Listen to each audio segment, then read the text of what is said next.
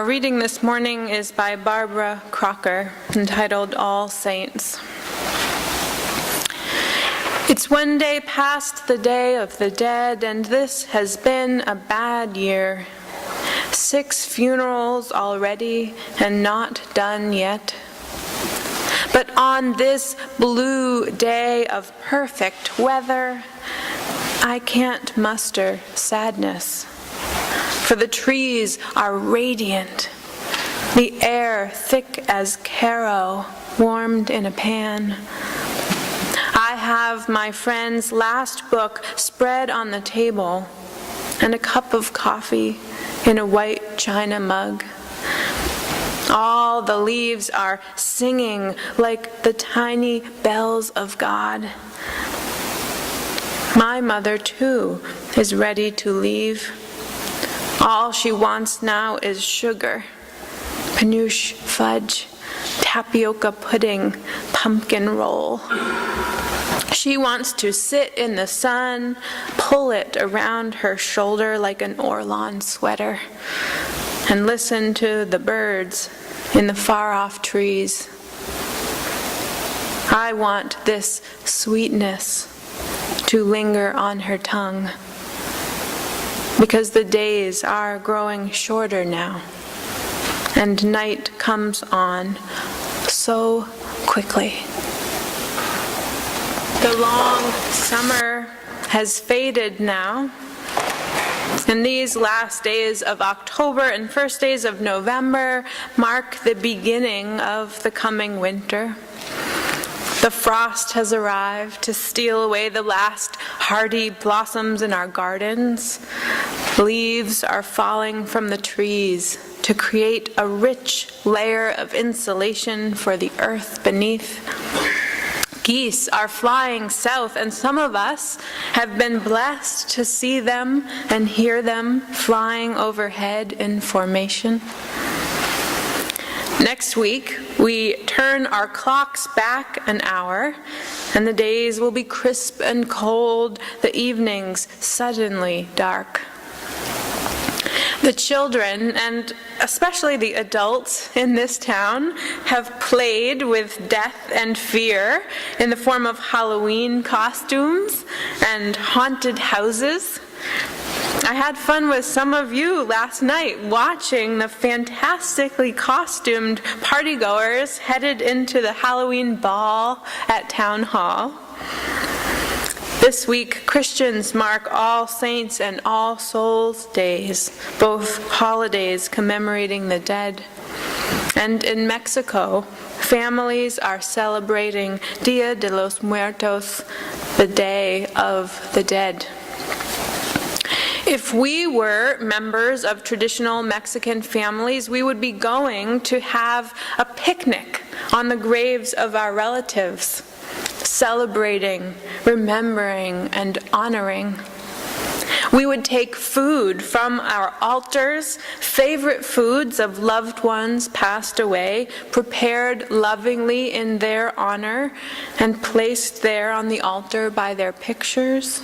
We would take these foods to the cemetery to serve as the basis of our feast, a celebration.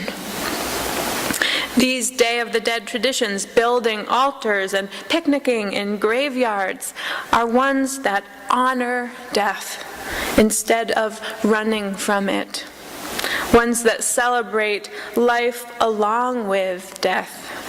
Death incorporated into life. Life and death intermingled. A little history. More than 500 years ago, when the Spanish conquistadors landed in what is now central Mexico, they encountered native people practicing a ritual that seemed to mock death. It was a ritual the indigenous people had been practicing for 3,000 years.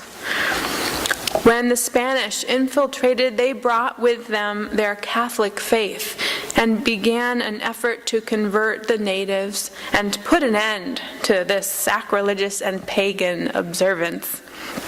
But their attempts to squash the ritual were completely unsuccessful. But over time, they did manage to move the celebration to November to coincide with the Catholic holidays, All Saints' Day and All Souls' Day. Although Dia de los Muertos, the Day of the Dead, has merged some with Catholic theology, it still maintains the basic principles of the Aztec rituals. Unlike the Spaniards, who viewed death as the end of life, the native people viewed it as the continuation of life. Instead of fearing death, they embraced it. To them, life was a dream, and only in death did they become truly awake. During this ritual, they would often display skulls that they had collected as symbols of life, death, and rebirth. The Day of the Dead has a rich history, but it is also a living tradition, which means that elements of it are ancient and connect us with previous generations, and elements of it change as it is used in new ways by people and communities making sense of life and death in new circumstances, in new surroundings. Today's Day of the Dead altars make political statements, altars built to the death of democracy. They are lighthearted, altars made for favorite canceled TV shows. They are educational, altars dedicated to famous figures in history. Most of us are far from the grave sites of our ancestors, but we also can honor those who have gone before us. We also can recognize the interconnectedness of life and death.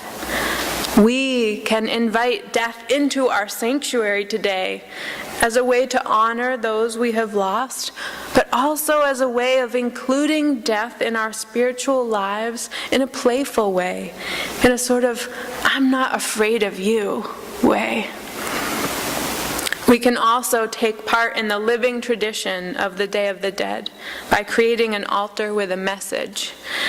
In years past, we have been quite political with our altars. 3 years ago, we built an altar in recognition of the many immigrants who have died coming to this country, and to those who have died in U.S. detention centers, jailed for being undocumented. Last year, Racial Justice Provincetown helped us to build a Black Lives Matter altar, and we learned the stories of women, men, and children whose lives were taken because of racism. And the group will be building a similar altar this year at the first annual Provincetown Day of the Dead Festival later this week at the Provincetown Theater. So thank you. This year here we have chosen to build a personal altar in memory of those in our own lives who have died, loved ones we wish to honor on this day and include in our lives in a visceral way. Before I invite you to add those photos and names to the altar, though, let's explore what is already there. We begin with marigolds. I'll be honest, I had always hated marigolds before I learned of their important symbolism for Dia de los Muertos. I always found their scent off-puttingly strong. But now that I know their story, I appreciate them. Funny how that works with people, too. Learning someone's story gives you a soft spot for them. And thus it is with me and marigolds. Marigolds are an important Day of the Dead symbol. The yellow and orange flowers are known as the flower of the dead. You'll see marigolds sprinkled on altars and on graves. They're chosen for their bright color and that strong scent, which is supposed to lead the dead to their altar. In some villages, people leave a trail of marigolds from their front door to their loved one's grave, so that the deceased may easily find their way back home again. I love that. And I no longer mind the smell of marigolds, now that I know that it may lead spirits of loved ones back to us. The memory of their voice or their laugh, the way they made us feel, the love they shared. I love that our walkway to the meeting house is lined with planters full of marigolds, reminding the spirits that they are welcome here. The dead are not gone. They return. You can take this as literally or as figuratively as you are comfortable with. But whether you think of departed loved ones as spirits or as memories, I hope you welcome them into your lives sometimes, to talk to reminisce with, to share the little things of life with. There's nothing saying that the dead cannot be part of our daily, ongoing lives. It's just up to us to include them. Marigolds remind us. Ancient Aztec rituals remind us. Spirits are not something to fear, but rather something to welcome home again and again and again. And so we have marigolds on our altar today. What else is there? There are several objects with skeleton or skull motifs. Images of grinning skulls and cavorting skeletons are something you'll see a lot of during Dia de los Muertos. These playful descriptions of death help us not to be so frightened of it. The prominence of skulls as a Day of the Dead icon harkens back to the days of the Aztecs. Back then, skulls illustrated their belief in the existence of an active afterlife. In Mexican culture, skulls, calaveras, continue to symbolize death and rebirth. Day of the Dead skulls take on many forms. You'll see them baked into bread or as sugar skulls and chocolate candies. Skeletons, called calacas in Spanish, are another prominent icon. Day of the Dead skeletons can take many forms, but all of them are whimsical and joyful, never scary or sad. Dia de los Muertos skeletons are typically long, skinny, and well-dressed, like the famous skeletons drawn by Mexican artist Jose Guadalupe Posada. Posada skeletons are amongst the most famous Day of the Dead icons because they poke sarcastic fun at how death is the great equalizer. Even the rich cannot escape from death. So that is what is on our altar this morning. In a moment, I'm going to invite you to make some additions to our altar, built in memory of our loved ones who have gone before us. If you have brought a picture, you will be invited to add it to our altar and to the sides. If you don't have a picture but want to write someone's name on a strip of paper and add that to the altar, there are supplies in the back vestibule just through the back doors of the sanctuary. We're going to form a line on this side of the sanctuary, which can be reached from the back doors, and we'll travel up here to the altar, and you can return to your seats through the center and the side aisles. Once you've added your photo or name to our altar, I invite you to speak that person's name into the microphone that I will be holding. After each name is read, I invite all of us gathered here to respond, presente.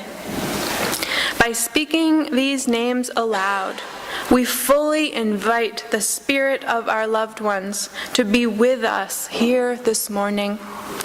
And once their name is spoken, we recognize that they are present when we echo presente. Let us begin.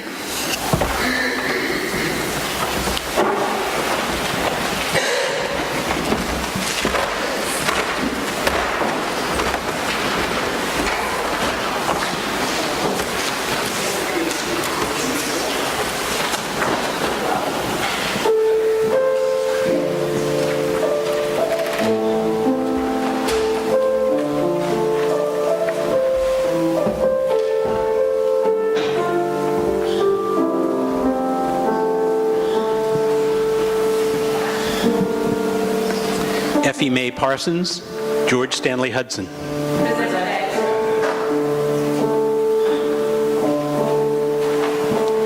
Justin and Sarah Park.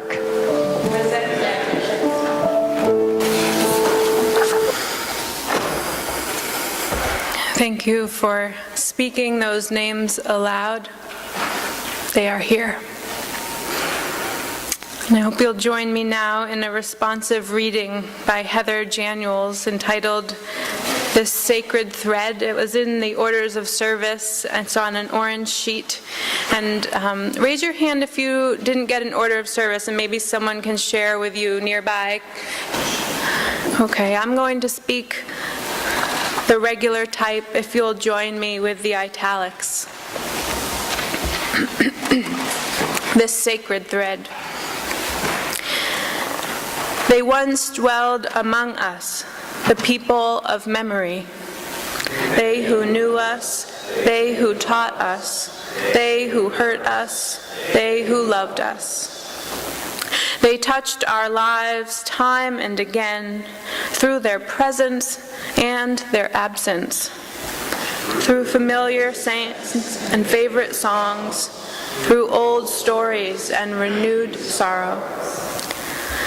As the earth turns and leaves fall, we reach back to renew the bonds between us.